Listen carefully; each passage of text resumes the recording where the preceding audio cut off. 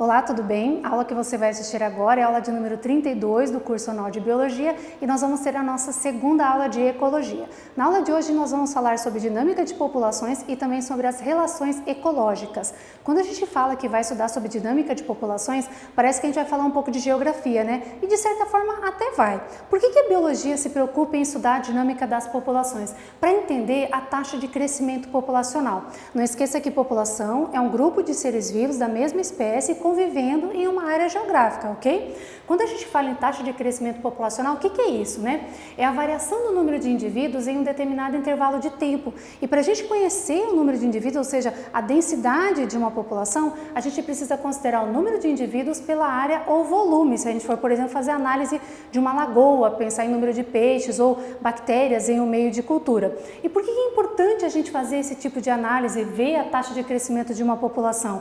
É importante para analisar o comportamento de certa população em um ecossistema, para ver se essa população está aumentando, está diminuindo ou se ela está estável. Se ela estiver, por exemplo, aumentando, vamos pensar em gafanhoto. Imagina que a população de gafanhoto, de uma certa espécie de gafanhoto, está aumentando. Daqui a pouco ela pode se tornar uma praga na nossa lavoura, então esse é um problema. E quando uma população, por exemplo, começou a diminuir, isso também é um problema, porque essa população pode caminhar para a extinção. Então a gente analisa esse crescimento populacional para controlar, né, ou seja, para conhecer um pouco mais o comportamento dessas populações. Vamos pegar um exemplo para entender melhor? Aqui nós temos duas populações de bactérias. São bactérias em um meio de cultura. Eu tenho a população A e a população B. Veja que a população A no começo tinha 10.000 bactérias. Depois de 3 horas passou para 40.000 bactérias. A população B tinha 200.000 bactérias no começo e depois de 3 horas passou a 500.000 bactérias. Aí vem uma pergunta, qual população cresceu mais? Quando a gente olha assim, passa só os olhos, dá a impressão que essa aqui cresceu pra caramba, né? Nossa, 200.000, aumentou 300.000 bactérias. Só que não é simples assim. Nós precisamos fazer 2 tipos de análise para comparar essas duas populações. Existe a taxa de crescimento absoluto e existe a taxa de crescimento relativo. A taxa de crescimento absoluto é absoluta, como assim? É o número de indivíduos final menos o inicial e divide pelo tempo, simples assim. Quando você faz a análise da taxa de crescimento relativo, aí você precisa considerar o número de indivíduos que tinha no começo. Então você faz assim, número de indivíduos final menos o inicial divide pelo inicial e depois divide pelo tempo. Vamos aplicar isso no exemplo anterior, olha só. Aqui, por exemplo, na população A, se a gente for calcular a taxa de crescimento absoluto, fica assim. 40 menos 10 vai dar 30.000 indivíduos. 30.000 indivíduos a cada 1 hora, ou seja, dividido por 3 horas, nós temos um crescimento de 10.000 indivíduos por hora. Então, 30.000 divide por 3, 10.000 por hora. Essa é a taxa de crescimento absoluto. Já a população B, a gente vai fazer assim, 500 menos 200, você tem 300.000 bactérias, divide pelo tempo, quer dizer que você vai ter aí 100.000 bactérias, ou seja, 100.000 indivíduos a cada hora. Quando a gente compara as duas, a taxa de crescimento absoluto da população B é maior que a da população A. Mas e se a gente for fazer o que? Análise do relativo, como é que fica? Como é que faz mesmo o relativo? A gente pega o número de indivíduos final, 40.000, menos o inicial, 10.000, divide pelo número de indivíduos inicial, então fica 30.000 dividido por 10.000, aí vai dar 3 dividido por 3, você chega em 1 indivíduo por hora, certo? Se você fizer a mesma conta usando a segunda população, você vai chegar num resultado de 0,5 indivíduo a cada hora. Portanto, a população A cresce mais rapidamente do que a população B, considerando-se o início, ou seja, considerando o número de indivíduos inicial. Tudo bem? É assim que a gente calcula os 2 tipos de taxa de crescimento. Quais são os fatores que afetam, né, o tamanho de uma população? São 4 fatores básicos. Nós temos aqui a natalidade e a imigração, a mortalidade e a emigração. Natalidade e mortalidade é super fácil de lembrar, né? Puxa vida, a natalidade está nascendo, vai aumentar. Mortalidade está morrendo, vai diminuir. Mas os alunos costumam confundir imigração com emigração, tipo, qual que entra, qual que sai, sabe? Você vai lembrar assim, imigrar é vir para o interior, emigrar é ir para o exterior, emigrar, sair. Assim, nós podemos fazer a seguinte análise, ó, quando a soma da natalidade mais a imigração for maior que a mortalidade e a emigração, a nossa população vai aumentar, certo? Quando você tem a natalidade mais a imigração menor que a mortalidade e a emigração, aí a população tende a diminuir. Se a natalidade somada com a imigração for igual ao valor de mortalidade mais a imigração, a nossa população permanece estável. Então, ela fica com o tamanho que ela sempre tem. Isso a gente analisa, então, para ver se a população está aumentando ou se está diminuindo. Ok, quando a gente fala de curva de crescimento, né, da população, nós acabamos falando em análise de gráfico. Então, são 3 conceitos que são importantes para a gente analisar essa curva de crescimento de uma população. O potencial biótico é a capacidade de reprodução de uma espécie, ou seja, é o tanto que ela pode se reproduzir se as condições forem ideais, se tiver tudo bala, for muito bom. O potencial biótico, no entanto, é limitado pela resistência do meio, que é proporcional ao aumento da densidade populacional. O que seria essa resistência do meio? Seriam os fatores que limitam o crescimento da população no ambiente. Por exemplo, a falta de água, a falta de alimento, a competição pelo alimento, a competição por um parceiro sexual, então o excesso de resíduos metabólicos, então tudo isso vai limitando a população. Isso a gente chama de resistência do meio. E claro, vai ficando cada vez maior quanto mais indivíduos tiver naquela região. A carga biótica máxima é o tamanho populacional máximo suportado pelo ambiente. Chega no momento que o ambiente ele não suporta mais indivíduos daquela espécie, então aquela população tende a se estabilizar. Vamos fazer análise agora de gráfico, né?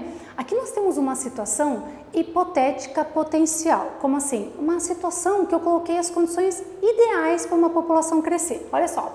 Curva de potencial biótico para uma população de micro-organismos com índice de mortalidade 0. Ou seja, eu dei toda a água que as bactérias precisavam, alimento, a temperatura está adequada, o pH está maravilhoso, está tudo perfeito. Dessa forma, a nossa população bacteriana vai aumentar numa curva exponencial. Olha isso, começou com 100 bactérias. Depois de 1 hora já tinha 200, 400, 800, 1.600, 3.200 bactérias e vai aumentando exponencialmente. Esse tipo de curva nós chamamos de curva de potencial biótico. Como assim? Poderia ser assim se as condições fossem ideais. Só que na natureza não são condições ideais. Então, como é que fica na natureza?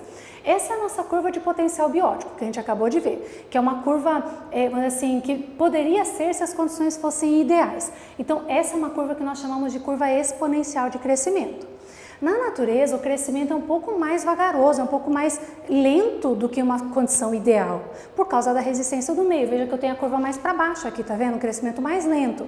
Além disso, você percebe que a população vai aumentando, de repente essa população estabiliza e forma o que nós chamamos de curva sigmoide. Então, a curva de crescimento real, ou seja, nas condições reais, ela pode ser chamada de curva sigmoide por causa dessa estabilização da população. E essa linha em azul que a gente está vendo aqui, ó, é o máximo daquele lugar, né, que aquele lugar suporta daquele indivíduo, daquela população. Ou seja, é a nossa carga biótica máxima, é o tamanho populacional máximo suportado pelo ambiente. Entre a curva de potencial biótico e a curva de crescimento real, existe o que nós chamamos de resistência do meio. Você percebeu que quanto maior o número de indivíduos, maior a resistência do meio? Claro, porque daí a competição vai ser maior, né, entre os indivíduos. Quais são os fatores que limitam, então, o crescimento de uma população? A densidade populacional, como a gente acabou de ver, a disponibilidade de alimentos, claro, né? Quanto mais comida, mais rapidamente a população vai crescer. Se começar a faltar comida, a população tende a diminuir. Parasitismo também é um fator limitante da população, quer dizer que os parasitas podem fazer a população crescer mais lentamente. Predação ou predatismo, que é a mesma coisa, é fácil de entender, né? Porque se eu tiver muito predador daquela população, a população tende a diminuir. Agora, uma coisa que eu acho bem legal é o gráfico presa-predador. Esse gráfico costuma aparecer em questões de ecologia e você precisa entender esse gráfico, como que ele funciona, sabe? Primeira coisa, se alguma questão te perguntar assim, qual linha é da presa, qual linha é do predador? Sempre a linha que cresce primeiro é a linha da tua presa. Imagina que ela está fugindo do predador, sabe? A população de presa, não tem por que a população de predador aumentar se não tem comida. Então, primeiro aumenta a presa, tá vendo? Aumentou a presa. Consequentemente, se eu tenho bastante presa, a população de predadores aumenta também, né? Porque eu tenho comida. Aí aumenta. Só que com muito predador, a população de presa diminui. Olha a população de presa descendo. Consequentemente, a população de predadores também decai, também reduz.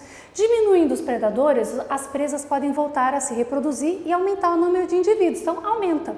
E assim, eles vão se autorregulando, a população de presa regula a população de predadores e vice-versa, ok? Outro fator que limita é a competição intraespecífica. É fácil entender por que dois indivíduos da mesma espécie competem, porque eles têm o mesmo nicho ecológico. Lembra disso? É lógico que eles vão competir, eles comem a mesma coisa, querem a mesma fêmea, querem a mesma toca, ou seja, eles vão competir. Mas também tem a competição interespecífica, isso é uma coisa bem importante. Quem é que vai competir sendo de espécie diferente? Aqueles indivíduos que tiverem um nicho ecológico próximo. Como assim? Se eu quero comer peixe, você também quer comer peixe, você é de outra espécie do que eu, certo? Não é da mesma espécie. Nós vamos competir por aquele peixe. Isso é a competição interespecífica. Só que em um ambiente, nunca você vai ter duas espécies diferentes com o mesmo nicho ecológico. Por que não? Porque se você tiver todos os fatores do nicho ecológico igual entre as duas espécies, a competição vai ser tão forte, que vai se aplicar o que a gente chama de princípio da exclusão competitiva, também chamado de princípio de Gauss. Como assim? Se, por exemplo, eu não só como a mesma coisa que você, eu habito o mesmo tipo de habitat, eu moro em toca, você também, você quer a mesma toca que eu, você quer comer a mesma coisa que eu, você quer tomar água na mesma hora do dia que eu. Quanto mais fatores se sobrepuserem do nicho ecológico, mais forte é a competição. Consequentemente, a briga vai ser tão grande que o que vai acontecer? Ou um deles vai morrer na briga e só sobra um, ou seja, eu vou excluir o outro, ou a briga vai ser tão forte que eu vou desistir da briga e vou embora, eu vou para outro lugar que eu não tenho que competir com você. De qualquer forma, eu excluí um deles, entende? Isso é o que a gente chama de princípio da exclusão competitiva. E isso se aplica a quê? A competição interespecífica com sobreposição de nichos ecológicos. Então, quanto mais perto o nicho ecológico, quanto mais parecido, maior o grau de competição entre as espécies. Agora nós vamos falar de relações ecológicas, que é a nossa segunda parte da aula, que eu acho bem legal essa parte da ecologia. Aliás, nossa, tem tantas relações que a gente nem fala no ensino médio, para o vestibular e tal, porque a natureza é uma rede de relações, né? Então nós vamos falar daquelas que são mais importantes. São 4 conceitos que a gente começa falando aqui. Primeiro, nós vamos falar de relações interespecíficas, você já entendeu o que é? É a relação entre espécies diferentes, entre seres de espécies de inter é diferente. Intraespecífica é quando os indivíduos são da mesma espécie. Ok, tem também o que nós chamamos de relações positivas, também chamadas de harmônicas, que não geram prejuízo para nenhum dos envolvidos, não precisa ter benefício para os dois, não pode ser assim, não precisa ser assim, eu levei vantagem em você também, então ela é positiva. Não, se eu levei vantagem, mas você não saiu no prejuízo, e parece meio estranho, né? Mas existe, você vai ver. Tipo, tanto faz para você, mas eu ganhei vantagem com isso, também é positiva. Quer dizer que se alguém levou prejuízo, aí nós chamamos de relação negativa. Ó, gera um prejuízo para pelo menos um dos envolvidos, aí negativa. Tudo bem? Então, se alguém levou prejuízo, negativa. Se ninguém levou prejuízo, aí ela é uma relação positiva. Nós vamos começar falando das relações interespecíficas positivas. Então não esquece que são espécies diferentes e que ninguém vai levar prejuízo. Nós vamos fazer a seguinte dinâmica. Eu vou explicar a situação para você e você vai tentar trazer à tua memória que relação que é. Vamos lá? Aqui nós temos o exemplo do caranguejo eremita, também chamado de ermitão. É um crustáceo, tá vendo aqui o caranguejo? E ele tem a parte de trás do corpo mole. Essa concha que você tá vendo de vidro aqui não é de verdade, como assim? Ela é uma peça decorativa. Só colocaram para fazer a foto, para mostrar que a parte posterior do abdômen desse animal é mole. Então, como ele tem essa parte posterior sem essa carapaça protetora, ele se enfia em conchas que ele vai encontrando no fundo. Então, ele entra na concha e carrega a concha. Quando ele cresce, ele troca de concha. Essas conchas são de moluscos que já morreram e abandonaram suas conchas e o animal se decompôs e a concha ficou lá, tá? Mas a relação não é o molusco e o crustáceo. O molusco já morreu, nem tá na história. É entre o crustáceo, ou seja, entre o caranguejo e a anêmona. Esse caranguejo, quando ele encontra uma anêmona, ele pega com todo cuidado a anêmona assim e coloca em cima da concha. E vai colocando várias, olha que tem uma, outra. E sai carregando a anêmona para lá e para cá. Qual que é a vantagem que o caranguejo tem de fazer isso? A anêmona é um quinidário. Então esses tentáculos têm aquelas células urticantes, lembra dos quinidoblastos? E provocam queimaduras em quem tentar chegar perto. Então, proteção. Em troca, ou seja, qual que é a vantagem que a anêmona tem? Como ela é um animal césseo, para ela é bom porque ela vai explorar diferentes ambientes e conseguir mais alimento quando ela caminha, quando ela vai junto com esse crustáceo. Como eu tenho vantagem dos dois lados, nós chamamos isso de protocooperação. Posso chamar de mutualismo? Posso, não está errado. Inclusive, a gente pode chamar de mutualismo facultativo ou só mutualismo. A protocooperação é uma relação ecológica entre seres de espécies diferentes e que não é obrigatória. Se você separar a anêmona do crustáceo, ninguém morre. porque um não precisa do outro para viver, mas é bom estar junto. Como é que a gente representa isso em símbolo? Você vai colocar aí, você representa assim, ó, mais, porque eu ganhei vantagem, você também ganhou vantagem, mas ela não é uma relação obrigatória. Outros exemplos, vamos lá. Aqui nós temos um boi e nós temos o gavião carrapateiro. O gavião carrapateiro come o carrapato da superfície do corpo do boi. Vamos lá, qual que é a vantagem do boi? Se livrar do parasita. Qual que é a vantagem da ave? É obter alimento. Como eu tenho vantagem, protocooperação, tudo bem? Então, ajuda mútua que não é obrigatória, não é vital, né? Outro exemplo legal é o peixe palhaço, o Nemo, né? O Nemo, peixe palhaço e a anêmona. O peixe palhaço, ele vive na anêmona, dentro da anêmona. Só que ele não só vive lá. Se ele só vivesse, seria um caso de inquilinismo. Mas ele limpa a anêmona, ele arranca os restos orgânicos que ficam entre os tentáculos. Isso é uma vantagem para o quinidário. Em troca, o quinidário protege o peixe. Então eu tenho o quê? Favor mútuo, tá vendo? Mas ela não é obrigatória. Então aqui nós temos protocooperação também. Outra relação ecológica agora. Era uma vez um fungo e esse fungo ele introduz as suas hifas, lembra que são microscópicas, nas raízes de um pinus, de um pinheiro aqui, tá vendo? Quando ela introduz essas hifas lá, ela suga a seiva elaborada do pinheiro, da árvore. Ela pega açúcar, tudo bem? Só que em troca, ela não fica só, se ela só fizesse isso, era um parasita, né? Só que não, o fungo ajuda a planta, por quê? Porque o fungo passa para a planta água e sais minerais. Olha a área de contato que o fungo promove para o vegetal. A raiz do vegetal só está aqui, ó. Isso aqui tudo é fungo. Nós chamamos essa associação de micorriza, fungo com raiz de algumas espécies de plantas. Tem vantagem para a planta? Tem. Tem vantagem para o fungo? Tem, mas eu não posso chamar de protocooperação, sabe por que não? Porque se você matar o fungo, você mata a planta também. Então é uma relação obrigatória, nós chamamos de mutualismo. Eu posso chamar protocooperação de mutualismo, mas eu não posso chamar esse mutualismo de protocooperação, porque essa é obrigatória. Tudo bem? Então tem vantagem para os dois, o símbolo é positivo, e ela é obrigatória para os dois envolvidos. Outros exemplos de mutualismo, o líquen. Líquen é super clássico, né? Quem que está nessa relação? Eu tenho fungo, que é essa parte mais marrom, e a alga, que é essa bola verde que você está vendo aí. O fungo, ele aumenta a área de contato para retenção de água, então ele umedece a alga. A alga, em troca, oferece os açúcares da fotossíntese. Vantagem? Se eu matar a alga, o fungo morre junto. Se eu matar o fungo, a alga também morre, por quê? Então quer dizer que o mutualismo, um deles vai morrer se você os separar. Pelo menos um morre dessa relação, ok? E aqui a gente percebe como eles parecem um único indivíduo, né? De tão íntima que é essa relação entre os dois.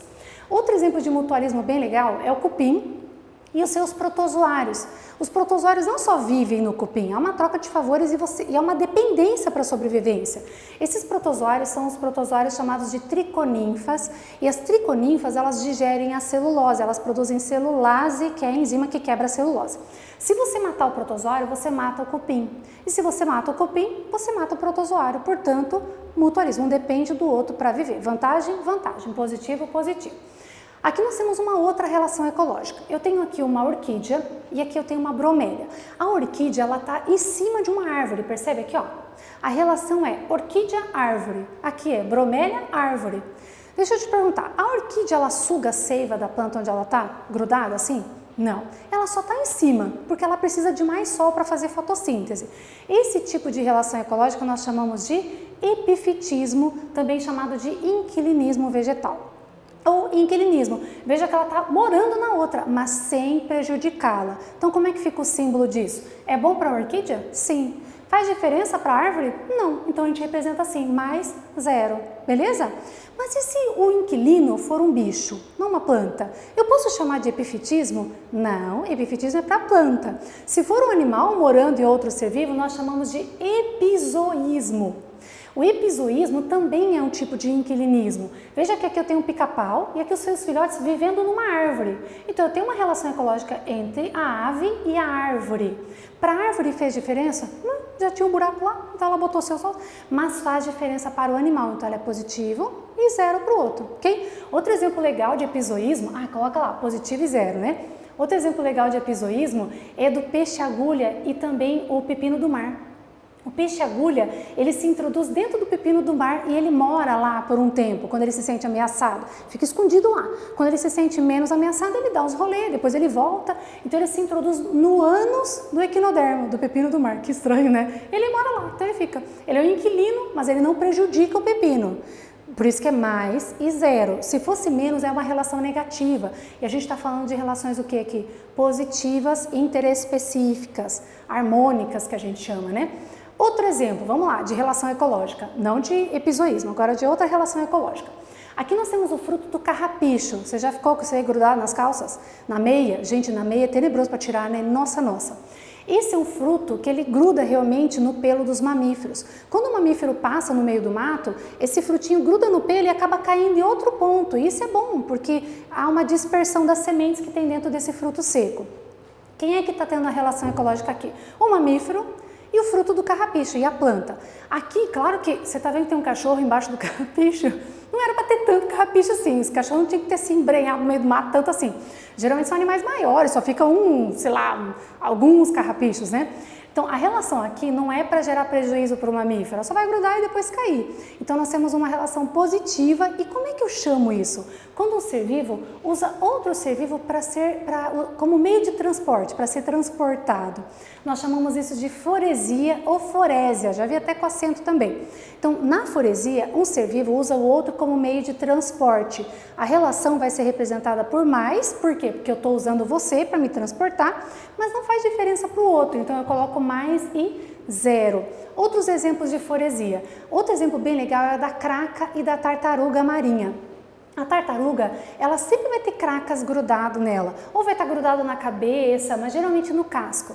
Isso é a craca. O que é craca? Craca é um crustáceo. É um animal, outra espécie lá de animal, né? Então eu tenho crustáceo e eu tenho um cordado, eu tenho um animal cordado. O que a craca quer aqui com essa tartaruga? Dar um rolê, ou seja, explorar diferentes ambientes. Aí você fala, prof, mas a anêmona lá no caranguejo eremita também não é um exemplo de foresia? Pode ser. Se uma questão falar só que a anêmona é transportada pelo caranguejo, foresia. Mas no momento que falou que os dois têm vantagem, obtendo maior quantidade de alimento, em troca ela protege aí já é protocooperação, entende? Então depende da análise que a gente faz. Se aqui a craca não oferece nada para a tartaruga, só dá um rolê, a gente pode chamar de quê? Foresia. E se a gente analisar assim, a craca mora na tartaruga? Se falar que mora, aí você tem que falar o quê? Inquilinismo, entendeu? Aí aqui é o epizoísmo, né? Porque é um animal morando em outro ser vivo, certo? Então é inquilinismo, então depende da análise que a gente faz. Por isso que eu falei, as relações ecológicas são muito dinâmicas, não se atenha assim ao conceito, analise que é melhor, tudo bem? Por isso que a gente precisa conhecer cada um. Aqui tem um exemplo assim mais diferente, sabe? Porque eu não vou falar de um ser vivo, vou falar de um vírus. O vírus da dengue, ele somente é transportado pelo mosquito Aedes aegypti, ele não faz nada no mosquito. Faz na gente, certo? A gente fica doente, mas o mosquito é só dar um rolê. Então a gente pode dizer que está tendo uma relação entre o vírus e o mosquito de foresia, ok? Agora vamos falar de outra relação ecológica. Aqui, positiva ainda. Aqui nós temos uma hiena com uma carcaça na boca e aqui nós temos um abutre, aqui tem um cervo, né, que já foi abatido, está caído no chão aqui. Só que a parte interessante é que nem a hiena e nem os abutres caçaram esses animais. Quem caçou? A leoa. As leoas saem, caçam, abatem a presa, arrancam um pedaço e vão embora. E deixam o resto da caça para trás. Esse resto de comida, o que ficou para trás, serve de alimento para esse tipo de animal. Como é que a gente chama essa relação ecológica em que eu vou comer o resto da sua comida, mas não faz diferença nenhuma na sua vida? Nós chamamos de comensalismo. Olha a dica, você vai lembrar de comer, comensalismo. Foi bom para a hiena esse papazinho fácil? Foi. Mas fez diferença para a leoa? Não. Então a gente coloca o quê? Mais zero. Se fizer diferença, é outra categorização de relação ecológica. Não pode fazer diferença no comensalismo, ok? Exemplo clássico de comensalismo, a rêmora. A rêmora é esse peixe aqui que parece que tem uma havaianas na cabeça. Parece, não parece? Mas não é. É uma grande ventosa que ela usa para se fixar na parte de baixo dos tubarões. Onde o tubarão vai, a rêmora vai grudada embaixo. Vai nadando, ela vai junto. Quando um tubarão... e se a relação terminasse aí? Tipo, a rêmora adere ao tubarão e é levado por ele. É transporte, é foresia. Mas quando fala assim, o tubarão comeu e partiu um grande peixe ao meio e pedaços de carne afundaram e a rêmora comeu. Não estava afundando? Fez diferença para o tubarão? Não. É comensalismo, entende? Cuidado com a forma como a gente analisa aí, né, as questões. Agora nós vamos para o próximo tópico, que seriam as relações interespecíficas, só que negativas. Significa que alguém vai levar prejuízo. Vamos lá. Aqui nós temos um exemplo clássico de relação ecológica. Reconhece essa foto? Você já viu ela? É a maré vermelha. Esse fenômeno ecológico é uma proliferação, lembra, exagerada de algas unicelulares dinófitas, dinoflagelados. Só que e por que acontece mesmo a maré vermelha? Ou por causa de alteração da temperatura, por exemplo, uma onda de calor, ou por causa do grande despejo, né, de esgoto no mar, nitrato, fosfato, pode também acontecer, ok? Aí proliferou, quando proliferou essas algas, elas produzem uma toxina que acaba matando peixes, crustáceos, moluscos. A alga quis matar o peixe? Ela falou, nossa, preciso interagir com esse peixe, morra peixe. Não, o próprio metabolismo da alga soltou toxina que acabou impedindo o desenvolvimento de outros seres vivos. Isso nós chamamos de amensalismo ou também chamado de antibiose. A espécie que impede o desenvolvimento da outra, que mata a outra, é a inibidora. A espécie que foi inibida, ou seja, que sofreu o processo, é a espécie amensal. O peixe, o crustáceo, os moluscos são os amensais. Cuidado para não trocar isso. O amensal é quem sofreu o preju aqui, ok? Como é que a gente representa então?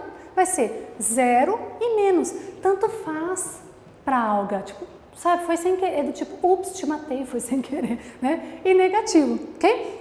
Agora vamos falar de outro exemplo de amensalismo, famosíssimo também. O fungo Penicillium, ele libera uma substância que acaba servindo como uma substância antibiótica. Inclusive foi por causa do penicillium, desse fungo, que foi descoberto o primeiro antibiótico, lembra? Por Alexander Fleming, que preparou o meio de cultura com bactérias, isso aqui é bactéria, Staphylococcus inclusive, né? E ele colocou as bactérias, deixou a placa montada e foi viajar e esqueceu de desmontar a placa. E ela mofou. E aí que perto do fungo nenhuma bactéria conseguia chegar perto, percebe? Por quê? Porque o fungo solta substâncias que não permitem o desenvolvimento da bactéria. Como eu não permito o desenvolvimento da outra espécie, é um exemplo de amensalismo. Outro exemplo de amensalismo. Você já viu plantação de eucalipto? Eu falo em plantação porque, gente, chamar plantação de eucalipto de floresta é uma ofensa. Ai, floresta tem biodiversidade, né, gente? Oxi! Você já percebeu que embaixo não tem nada? Só tem folha seca assim, ó. Você já andou? Não sei se você já andou, viu? Só folha seca. É porque o eucalipto, as folhas de eucalipto, quando caem no solo, na hora que elas se decompõem, elas liberam uma toxina no processo de decomposição, que impede o desenvolvimento de outras espécies ali. Então, isso nós podemos chamar de amensalismo. Quer ver outro exemplo que a gente não pensa? Uma árvore, tinha uma plantinha aqui, de repente começou a crescer uma árvore, ela fez sombra em cima da plantinha, só que a plantinha precisava de sol e por isso que ela começou a desenvolver menos. Isso é amensalismo. Essa espécie foi a amensal, ela sofreu a consequência da sombra da outra, ok? Então, amensalismo ou antibiose. Bom, agora outra relação negativa, interespecífica. Nós temos uma joaninha comendo um pulgão aqui. Você fala, joaninha, você achou que ela é fofa? Ela é o quê? Predadora. Nós temos aqui um exemplo de predatismo. Outro exemplo de predatismo aqui está na cara, né? Uma cobra comendo um rato aqui. Então, o que é o predatismo? Quando uma espécie mata e se alimenta de outra espécie, ok? Isso é predatismo. Como é que é o símbolo disso? É bom para a joaninha? Ela vai ficar com a barriguinha cheia. Foi bom para o pulgão? Não, né? Então, aqui mais e menos, por isso que ela é negativa, tá vendo? Porque levou prejuízo a alguém. Aqui nós temos um outro exemplo de relação ecológica interespecífica negativa, que é o herbivorismo ou herbivoria, quando o animal se alimenta de um vegetal, pode ser do vegetal todinho ou pode ser de partes do vegetal, que também caracteriza herbivorismo. Aqui um elefante comendo uma gramínea, aqui algumas lagartas devorando uma folha, tudo bem? Então relação ecológica interespecífica e negativa, que também vai ser representada pelo símbolo quê? Mais, menos, né? Porque foi ruim para a planta que perdeu um pedaço, né, do seu corpo ou o corpo inteiro. Agora, analisando esse GIF aqui, quando você tem um cachorro se coçando, é provável que ele esteja com o quê? Com pulga, né? Qual que é a relação da pulga em relação ao cachorro? O que a pulga está fazendo? Está se alimentando do cachorro, provocando prejuízos no cachorro. Isso nós chamamos de quê? de parasitismo. No parasitismo é diferente do predatismo. O predatismo eu mato e como. Aqui eu vou tirando o alimento de você vagarosamente. Geralmente o parasitismo não mata o seu hospedeiro. O parasita não mata o seu hospedeiro. Geralmente, você me ouviu? Não é assim sempre, nunca, sabe? Geralmente os parasitas são menores do que os seus, do que os seus hospedeiros. Quando o parasita ele fica na parte de fora do corpo do animal, nós chamamos de ectoparasitas. Por exemplo, pulga, carrapato, pulgão. O pulgão ele parasita a planta, não é sempre animal com animal. Pode ser um animal e um vegetal, pode ser vegetal e vegetal, como por exemplo o cipó-chumbo que a gente já viu também. Lembra que ele é chamado de holoparasita? Porque ele suga a seiva elaborada da outra planta, lembra? Tem hemiparasita e holoparasita. O hemi suga a seiva bruta, tipo erva de passarinho, mas são plantas parasitando outras plantas. Quando o parasita fica por dentro, a gente chama de endoparasita. Vírus, nemateuminto, plateuminto, bactéria, protozoário, eles vão ficar por dentro do corpo do animal, tudo bem? Do outro ser vivo, no caso, né? Também caracteriza o parasitismo aí. Agora, olha essa história, olha essa situação. Vou primeiro contar a história. Era uma vez o pulgão, esse pequenininho aqui são os pulgões. Pulgão é um parasita de planta, ele suga a seiva elaborada da planta. Só que ele suga tanto, que acaba saindo uma gota de seiva elaborada pelo ânus do pulgão. Água com açúcar, seiva elaborada. As formigas passam por ali e sugam essa gota de água com açúcar. Se eu parasse de contar a história por aí, você ia classificar essa relação ecológica como o quê? Positiva, né? E de que tipo? Interespecífica, tudo bem. E de que tipo? A formiga está comendo um resto de alimento que saiu do pulgão. Nós podemos dizer que é o quê? Comensalismo. Só que olha o final dessa história. Tem formiga que acha tão maravilhoso isso, passar e ver uma gota de água com açúcar, que leva para casa o pulgão. Cata o pulgão, leva para dentro do formigueiro, cria uma espécie de câmara como um calabouço, onde passam raízes, bota os pulgões tudo lá dentro, fecha a câmara para o pulgão não fugir e faz o pulgão sugar a seiva da planta e de vez em quando ela vai lá ordenhar o pulgão, ela ainda aperta o pulgão para sair mais. Como é que eu chamo isso? Tipo, ela está trabalhando forçado. Como é que eu chamo isso? Esclavagismo. Aí você fala, isso tem na natureza? Acredite, tem. Ou seja, a formiga escravizou o pulgão. Então nós chamamos de esclavagismo ou sinfilia e a gente representa pelo símbolo mais menos. É bom para a formiga, mas é muito ruim para o pulgão ficar preso lá embaixo, certo? Então aqui tem o esclavagismo. Outro exemplo de esclavagismo que eu acho bem interessante é o chupim e o tico-tico. O chupim é esse pássaro preto, o tico-tico é esse marronzinho aqui. Você consegue reconhecer esse comportamento aqui? Que tipo de comportamento é esse? Quando o filhote está recebendo o quê? Comida. Gente, essa ave está achando que é a mãe daquele pássaro. Ela foi enganada. Ela está alimentando aquele pássaro que, inclusive, é maior do que ela. Olha como funciona. O chupim não faz seu próprio ninho. O tico-tico faz. O tico-tico foi lá, fez uma trabalheira de botar todos os galinhos, montou um ninho bem bonito. E o chupim só de zóio. Daqui a pouco o tico-tico se mandou. Deu tipo uma saidinha rápida, o chupim corre lá e ploft, coloca os ovos dele dentro do ninho do tico-tico. Veja que os ovos do chupim são maiores, inclusive, tá vendo? Ó, do tico-tico é esse marcado com a letra T. Aí beleza, agora olha o final da história que estranho. O filhote do chupim nasce primeiro, então eles nascem antes que os do tico-tico, daqui a pouco o tico-tico nasce. Só que daí o chupim tá maior que o do tico-tico. Quando a mãe chega, a mãe postiça do chupim, o chupim é maior e pega a comida antes que os seus irmãos. Então, muitos dos seus irmãos acabam morrendo de fome ou ainda são jogados para fora do ninho. Olha que loucura! Então, quer dizer que o chupim, ele está se utilizando do trabalho de outra espécie, prejudicando essa outra espécie. Por quê? Porque o tico-tico gasta energia para criar o filho do outro. Ele acaba não tendo possibilidade de ter os seus próprios filhotes. Tem mais dificuldade de ter os seus próprios filhotes. Então, também caracteriza esclavagismo. Tá, vamos analisar agora essa outra situação aqui. Tá vendo que aqui eu tenho a hiena e aqui eu tenho o abutre, né? Eu já falei deles hoje, não falei? Lembra que a hiena estava feliz porque pegou o resto de comida da leoa? Lembra que o abutre também fez isso? Os nichos ecológicos, ó, se sobrepuseram em um ponto. Adivinha o que vai acontecer entre essas duas espécies? Eles vão competir, porque eles têm esse mesmo costume, ou seja, esse mesmo fator do nicho ecológico. Então nós chamamos isso de competição interespecífica. Competição entre espécies diferentes. Deixa eu te perguntar, como é que vai ser o símbolo disso? Como é que a gente vai colocar? E aí, prof, vai ser mais menos, né? Porque alguém vai ganhar. Não, vai ser menos menos. Por que menos? Porque a competição sempre gera malefícios, ou seja, prejuízo para os envolvidos. Aí você fala, não, prof, alguém vai ganhar a briga, vai ficar com a peça de carne lá e tal. Gente, você concorda que seria muito mais fácil se não tivesse que competir? Porque até eu conseguir a carne, você já me bateu, você já me arranhou, eu já sangrei, eu posso perder um pedaço do meu dedo, eu lutei, eu gastei energia que eu não precisaria gastar se você não estivesse ali. Então é negativo, é negativo. Você concorda que se você falasse assim, eu queria tanto fazer engenharia na USP, aí você fala, acho que eu vou fazer. Aí você nem tinha vestibular, você chegava lá e falava assim, eu vim fazer minha matrícula. Aí você fazia matrícula, já começava a estudar no ano seguinte, precisava competir com um monte de gente, não é? Ia ser bem mais barato no sentido de gasto de energia, não? Então a competição ela gera algum tipo de prejuízo para os envolvidos, ok?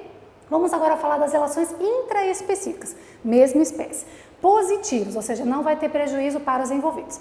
Aqui nós temos as abelhas. As abelhas, elas são um típico exemplo clássico de quando você tem divisão de trabalho, vamos lá, quando você tem aqui rainha, operária e o zangão, nós chamamos isso de sociedade. A sociedade acontece entre indivíduos da mesma espécie, onde você tem divisão de trabalho, só que eles não são fisicamente ligados, percebe? Eu tenho a rainha que voa para lá, o zangão para cá, a operária para lá. Lembrando que as rainhas, elas ficam maiores do que as operárias, as duas são fêmeas, né? Porque as rainhas são alimentadas durante todo o seu desenvolvimento com o que mesmo? Com a geleia real, que é uma substância produzida pelas operárias bem nutritiva, né? As operárias, como não ganham essa geleia real, elas ficam menores, ficam inférteis.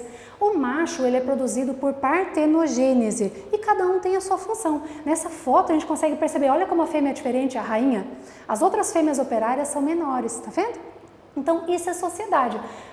É legal viver em sociedade? Por isso que a gente coloca positivo. É importante para os dois ou três, ou, né, enfim, envolvidos.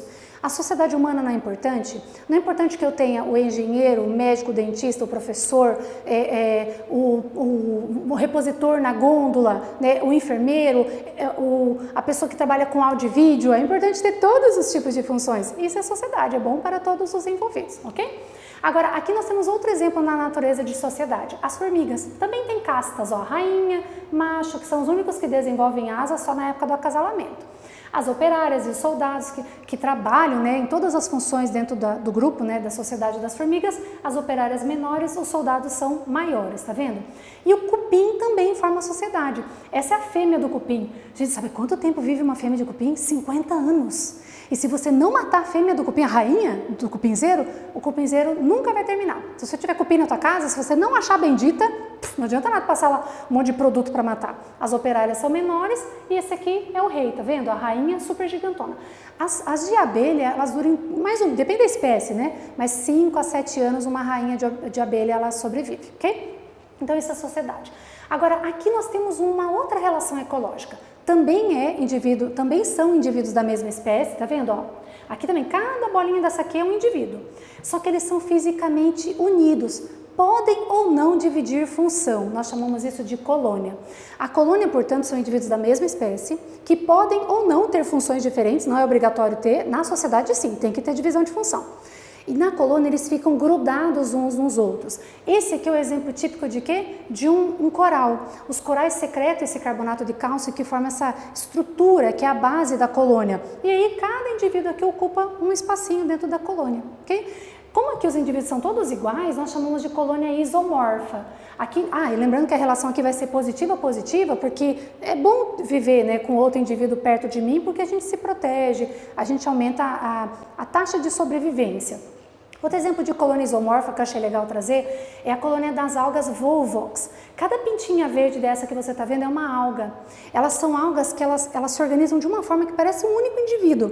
As de fora fazem a locomoção da colônia, elas ficam batendo os flagelos assim, tudo coordenadinho e conseguem nadar. As de dentro, elas formam essas cápsulas reprodutivas, então é uma colônia isomorfa. E nós temos colônia heteromorfa também. A caravela portuguesa, lembra que a gente falou dela já, que é um quinidário, né? Ela tem indivíduos com formatos diferentes. Ó, esse em forma de balão faz flutuar a colônia e esses risquinhos, cada risquinho é um animal, é um bicho, só que da mesma espécie. Tem alguns que fazem reprodução, tem outros que têm a ver com a captura do alimento, então eles dividem em função, flutuação, reprodução, captura do alimento, uma colônia heteromorfa, lembrando que a caravela portuguesa, né, o nome científico é Physalia, ok? Agora nós vamos terminar falando das relações negativas, intraespecíficas negativas. Quando é que seres da mesma espécie apresentam uma relação negativa? Vamos lá. Primeira relação negativa, que é super fácil de entender, é que os indivíduos da mesma espécie vão competir. A competição intraespecífica é muito comum pela fêmea, pelo alimento, pela área, né, pela região. Então eles vão competir o tempo inteiro. Então veja que aqui você tem 2 animais da mesma espécie e aqui também 2 animais da mesma espécie. E por que eles fazem isso? Porque eles têm o mesmo nicho ecológico. É bom? Não. É ruim para os 2 envolvidos. Então negativo, negativo. Aqui nós temos uma outra relação ecológica negativa, que é intraespecífica. Veja que você tem um jacaré comendo outro jacaré, mais jovem, mas é outro jacaré. Quando um animal come outro da sua própria espécie, ou seja, come o seu par, nós chamamos isso de canibalismo. E é muito comum na natureza, muito. Existem até seres humanos que são canibais, né, que é muito estranho. E aqui nós temos o clássico exemplo do louva-a-Deus, né? Louva-a-Deus fêmea devorando o macho já está até sem cabeça aqui, né? Após a cópula, ok? Então canibalismo é quando um animal come outro da mesma espécie. E o símbolo disso é o quê? Positivo para quem está comendo, negativo para quem foi devorado, né? E os nossos conceitos finais agora, depois que você termina de completar a tabela, embaixo eu coloquei 2 conceitos que eu acho importante destacar. Simbiose e neutralismo. Simbiose é a associação entre seres vivos de espécies diferentes e que envolve grande intimidade e dependência de pelo menos um participante da relação. Não, simbiose não é sempre positiva. Tem aluno que acha que simbiose é só mutualismo na vida. Mutualismo. Não. O parasitismo é um exemplo de simbiose. Se você tirar uma lombriga de dentro do intestino de um ser humano e jogar na terra, ela sobrevive? Não. Ela tem uma relação muito íntima de dependência do nosso corpício. Então, quando você tem pelo menos um participante da relação dependente daquilo, nós chamamos de simbiose. Ok? Então, envolve mutualismo, parasitismo, comensalismo, inquilinismo. Agora, o neutralismo é até estranho.